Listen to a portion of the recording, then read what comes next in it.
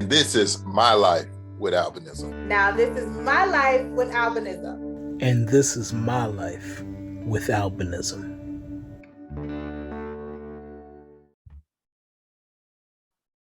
Hello, everyone. Welcome back to Life with Albinism podcast.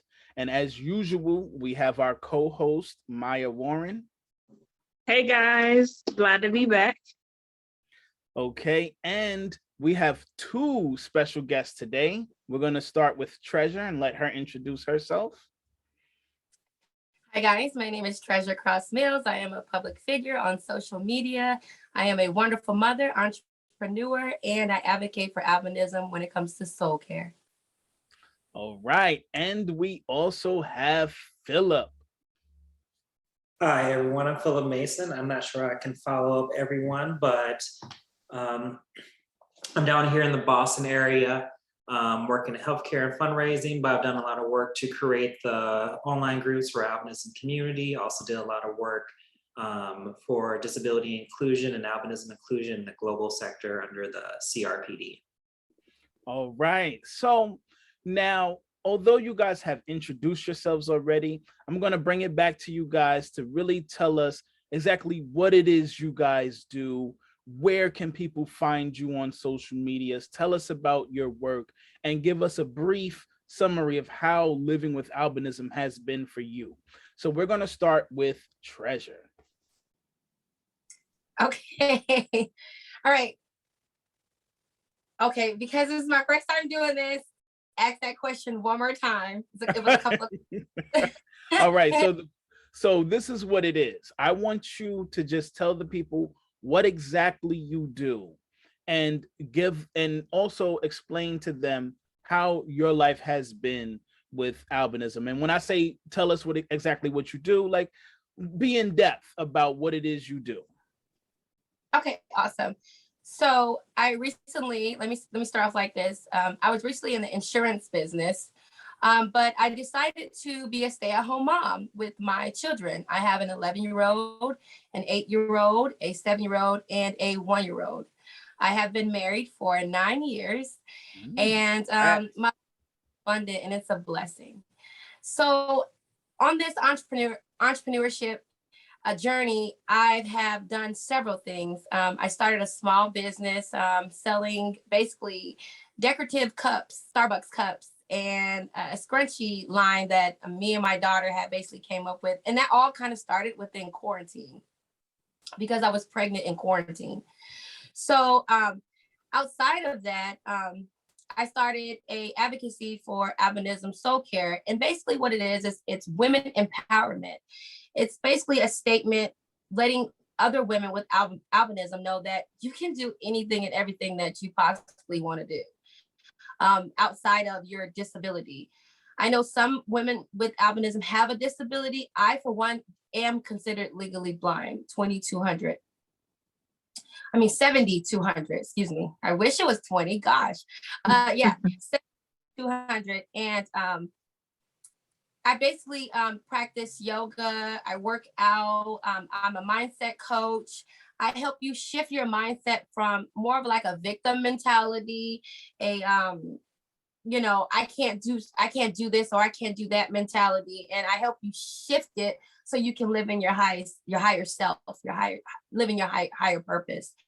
And I stand strong by that because I'm a living testimony. I can only give you advice from my experience with albinism.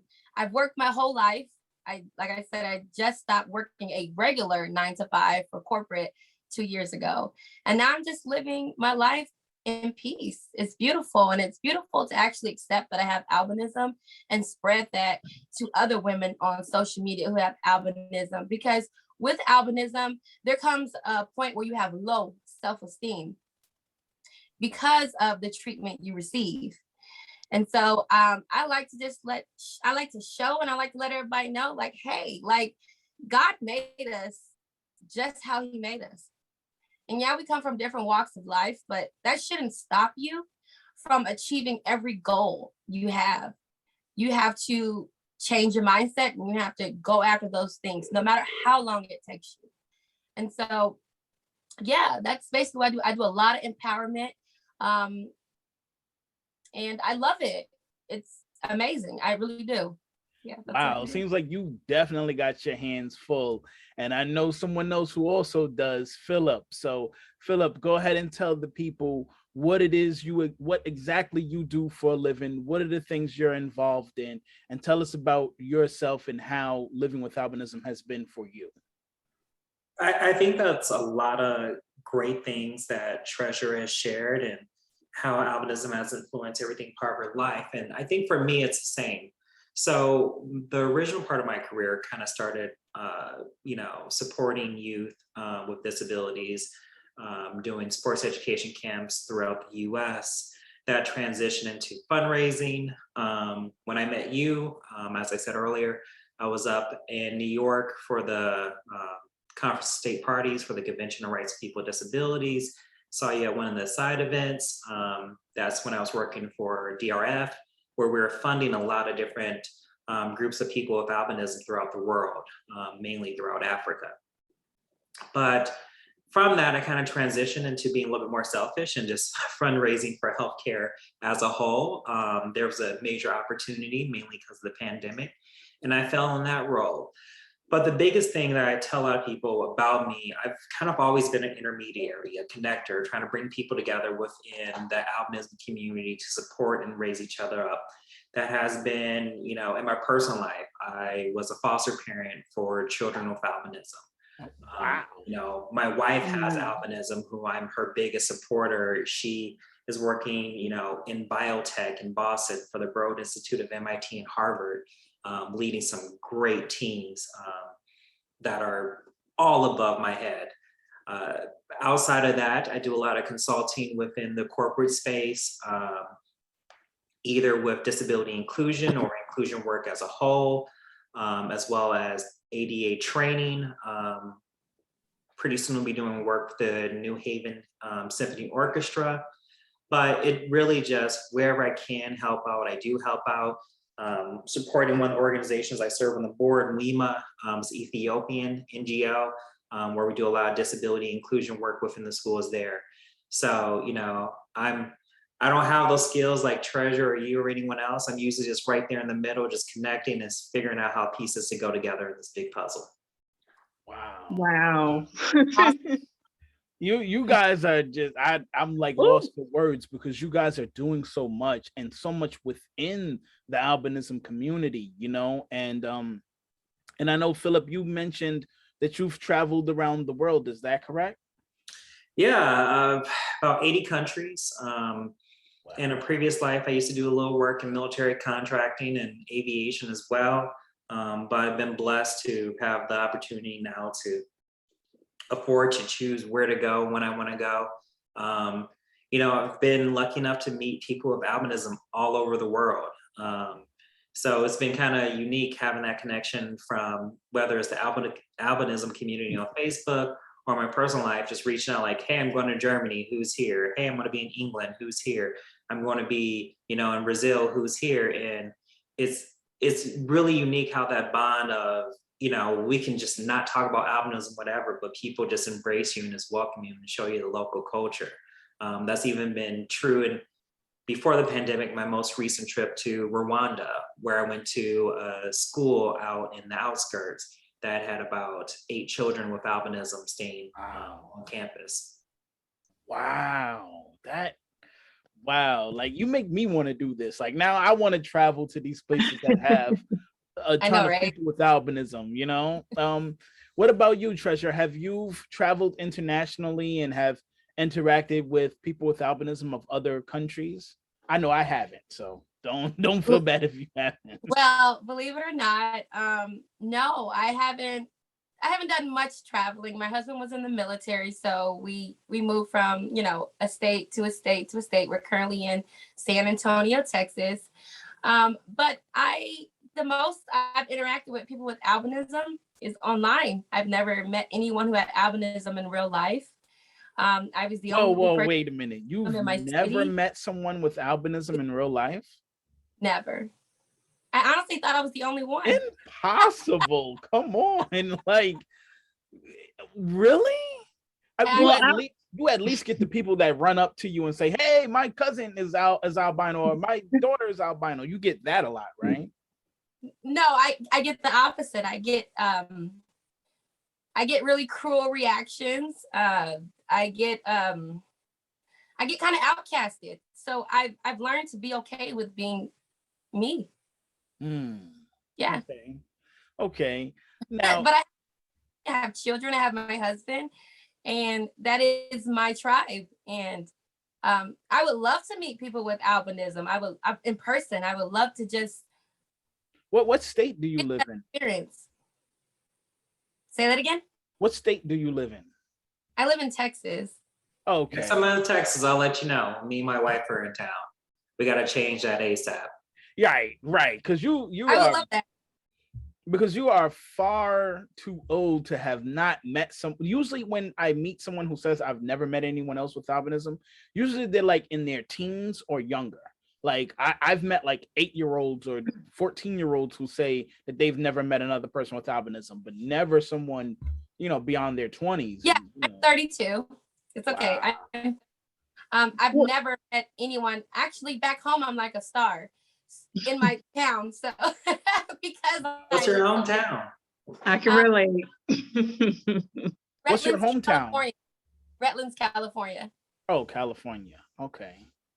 Okay, so now what I wanted to talk to you guys about today, and what I really want to ask the both of you, I guess we'll start with Phillip on this one.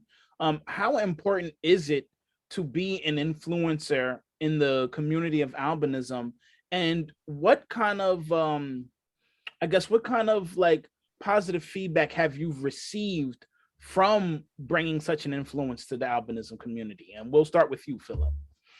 So for me, it kind of goes into my whole personal story of when I was a teenager, not having any positive role models with albinism that I had exposure to or that I had seen.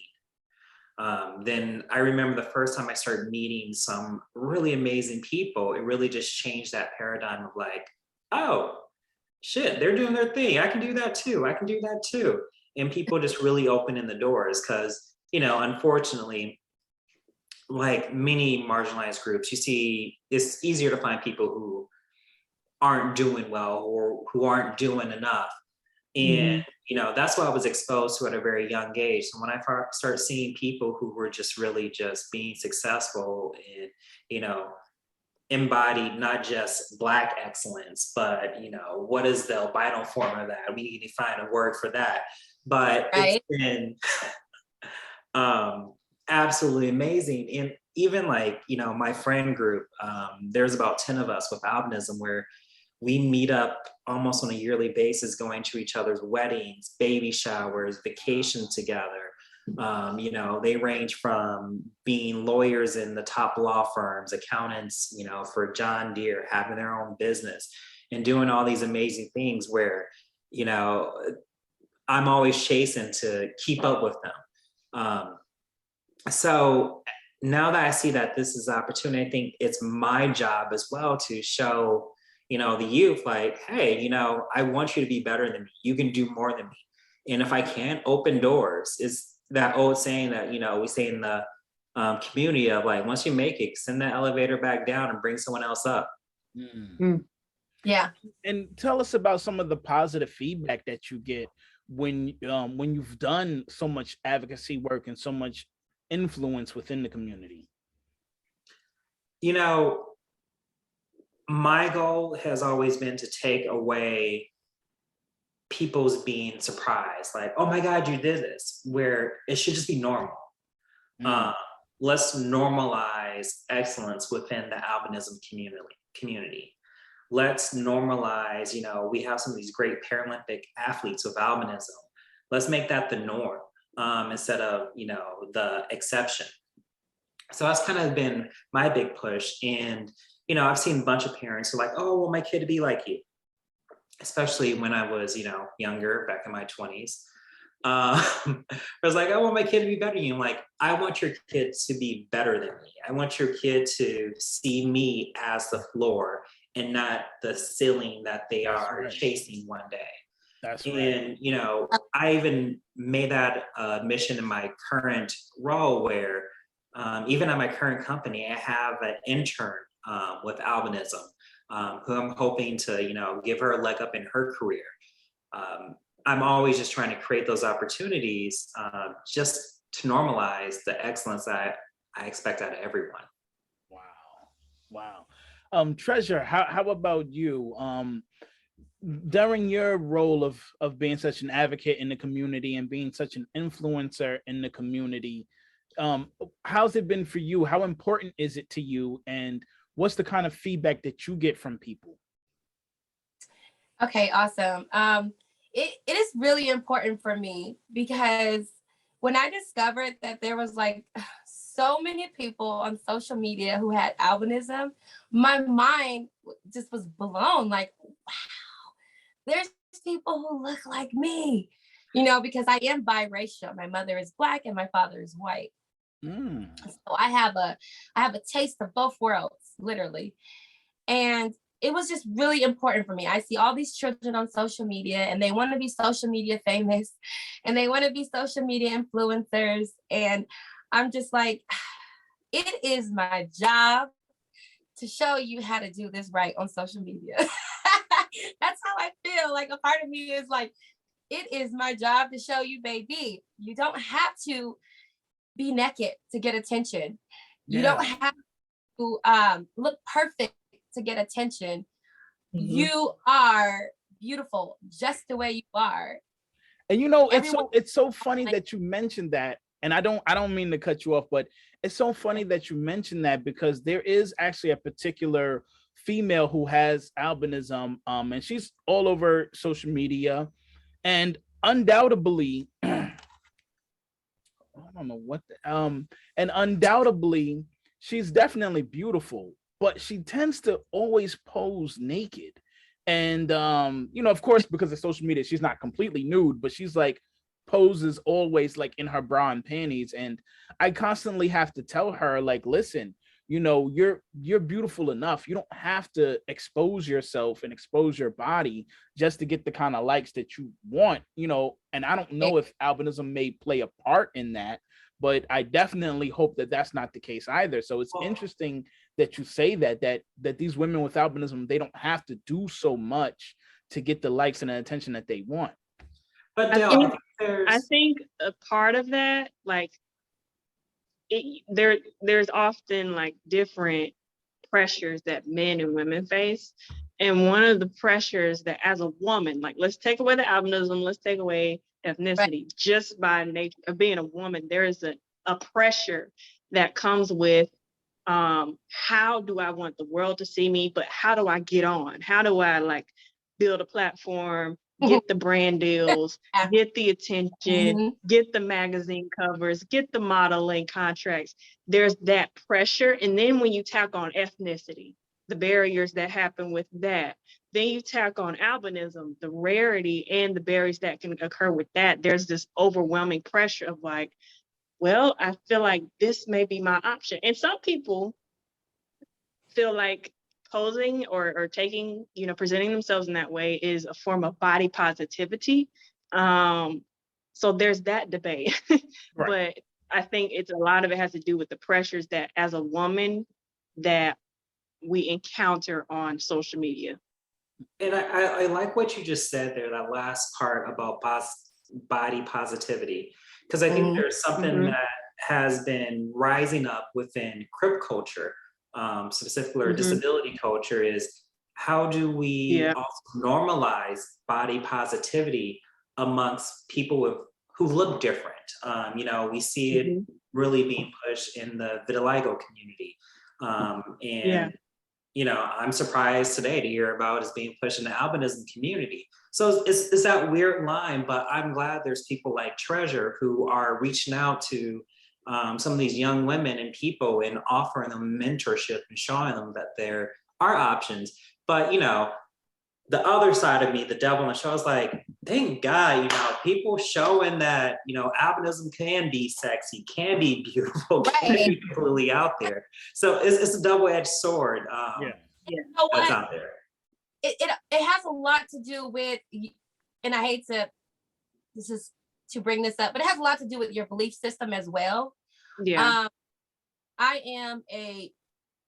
I'm all about body positivity. If you see my social media, Maya knows her social media. If you go over there, I'm all about body positivity. I just don't want to sell my soul. You know what I'm saying? My soul is priceless. It's beautiful. That part. I can't sit there and be naked on social media and expect my husband to still have a relationship with me. There's levels to it. However, I am that exception when I'm on social media where it's like, I see these young girls who remind me of almost like an inner child. You know, we all wear glasses, and because we wear glasses, we're perceived as if we're nerds or, you know, or as if we're too smart, you know, when really we're blind. So, you know, I'm sure some of us have the smarts behind it, but at the same time, I want them to know that if you pick up a book and you don't want to show your body, you're winning, baby, you're winning. You know, you can be whoever you want to be and you don't have to be naked.